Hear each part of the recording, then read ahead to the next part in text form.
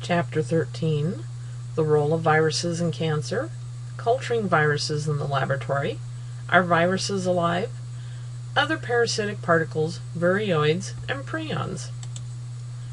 The learning objectives for these topics are: define the terms neoplasia, tumor, benign, malignant, cancer, and metastasis.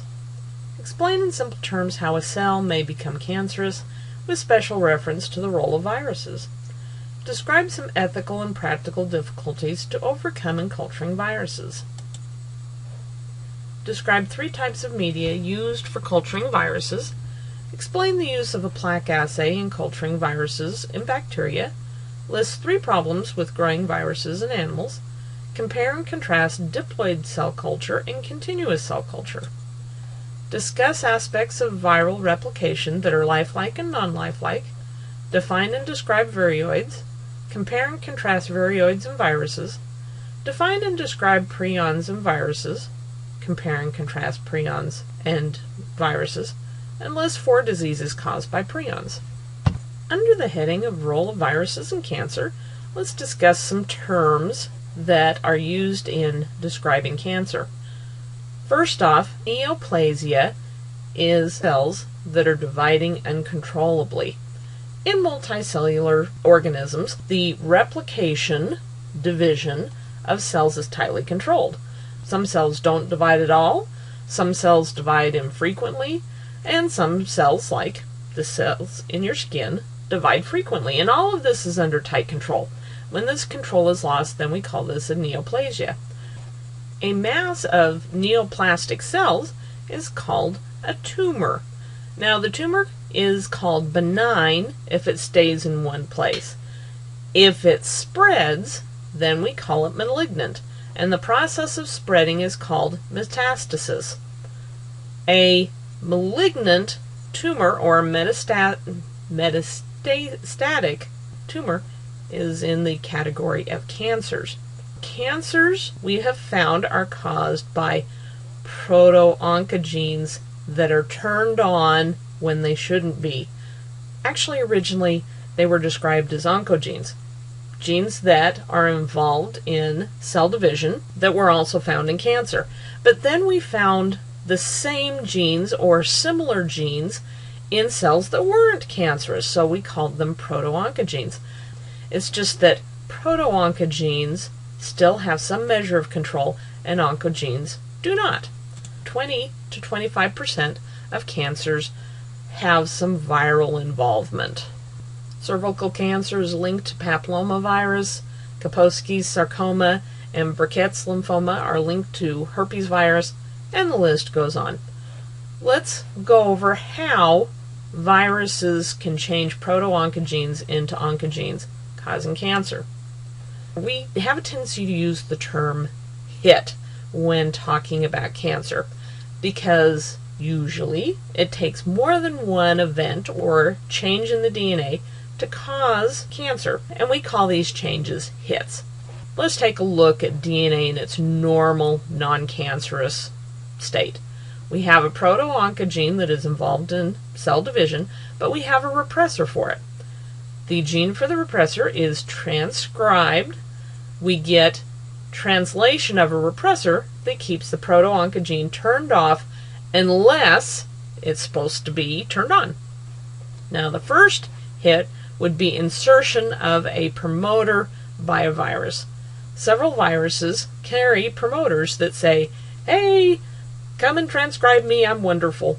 That would be the first hit or the first change that would change this proto-oncogene to an oncogene. But the gene for the repressor is unaffected, so there's no cancer. This is just the first hit. The second hit would be if a virus inserted into the repressor gene.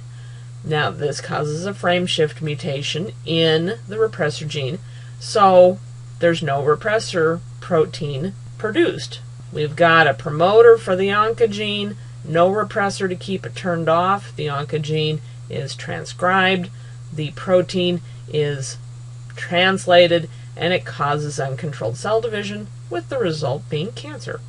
Because viruses are linked to cancer research, and also because they cause diseases, We want to be able to grow them or culture them in the laboratory so that we can study them, study their structure, study how they replicate themselves so we can look at ways of stopping them from doing that. Well, the problem is viruses are obligate intracellular parasites. And originally, we grew them in whole organisms, lab animals. Mice, rats, ferrets, chimpanzees, and there are problems with doing this. One, there's ethical concerns, especially with mammals that are more closely related to humans. There's concerns about ethical concerns about treatment of, say, primates in the lab. One of the problems is primates are all highly social. But if you've taken one of them and you've infected that individual with, say, hepatitis B virus, you really can't let it be with the other members of its group, and so you have to isolate it. Well, one, you've made him sick, you're causing pain, and you're isolating him from the group. Is that a good thing to do? Well, that was the only thing that we could do for a long time. Also, you've got to have space to keep them, you've got to change their cages, you've got to feed them, and on and on and on. Well, there are some whole organisms that are very easy to keep in the laboratory, and these are bacteria. So an awful lot of research has been done with bacterial phages. We don't have to worry about them suffering emotional pain or physical pain, and so there's very few ethical concerns in growing bacterial viruses or phages. This, by the way, is a plaque assay. What we've done is we've taken bacteria, usually in a soft melted agar, and we've added the phage to it. You mix that up, you pour it into an agar plate, and because the agar solidifies, the bacteria can't move around and the phage can't move around through convection currents. So wherever there's been a virus, when it bursts through the bacteria cell wall, remember, with phages, there's only one way for them to get out of the cell, and that's by popping the cell. When they burst, they move to the cells that are around the original cell that they infected, and so on, until you get a hole in the bacterial lawn that we can see, and we call that hole a plaque. If I want to count the number of phages in a certain stock culture, then I would use a plaque assay to count the number of viruses that were in the original sample. Think of a plaque as an inverted colony. We did find that some viruses will grow in fertilized eggs that have an embryo. Eggs are easier to keep care of. You don't have to change the litter. You don't have to feed them because they have their own yolk.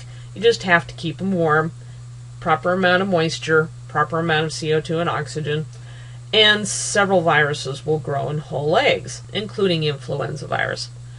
But then we figured out how to grow cells independently of their multicellular organisms, and we call this tissue culture. So here we've got some media, we've got some eukaryotic animal cells in there, and they're much easier to take care of than even eggs. You have to change their media on a regular basis and different things, but it's easier than taking care of eggs. The only problem is you can grow large amounts of virus, you can study the virus, but some viruses we can't grow in tissue culture. And also, if you're looking at vaccine development, tissue culture doesn't have an immune system, so you can't study how effective your vaccine is.